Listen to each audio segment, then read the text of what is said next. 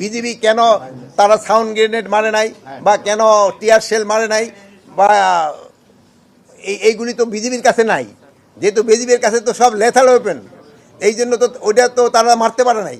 এই জন্য আমরা তাদের এখনো পারমিশন দিয়ে দিয়েছি এবং খুব তাড়াতাড়ি এই জিনিসগুলি ক্রয় করা হবে। আর যেগুলি এই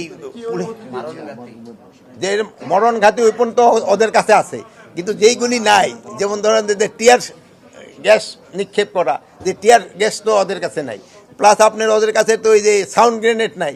এই সাউন্ড গ্রেনেড এইগুলি কেনার জন্য ওদের আমরা পারমিশন দিয়ে দিয়েছি, যেটা নিয়ে আপনারা দেখছেন যে চাঁপাইনবাবগঞ্জে বিএসএফ এর কাছে আছে, কিন্তু আমাদের বিজিবির কাছে নাই। বিজিবির কাছে আছে হলো সব লেথাল ওয়েপন। এগুলি আমরা এদের অনুমতি দিয়ে দিছি ক্রয় করার জন্য। আগে তো ক্রয় করার অনুমতি দিছি, ক্রয় করলে কি ব্যবহার করবে না নাকি? যেসব যান ইয়ের জন্য ভাবির জন্য বাজার করে নিয়ে আন, সেসব বলেন নাকি এটা রান্না করার অনুমতি দিছি কিনা?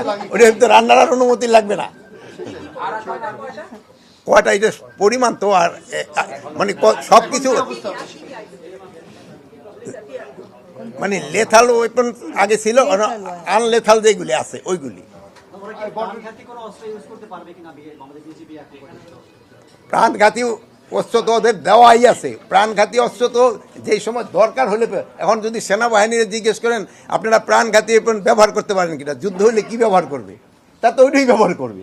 মানে পরিস্থিতি হলে তারা ডিকটেট করবে কোন সময় কোনটা ব্যবহার হবে। সীমান্তের অবস্থা এখন মোটামুটি স্টেবল অবস্থায় আছে, কোনো রকমের বড় ধরনের কোনো সমস্যা নেই।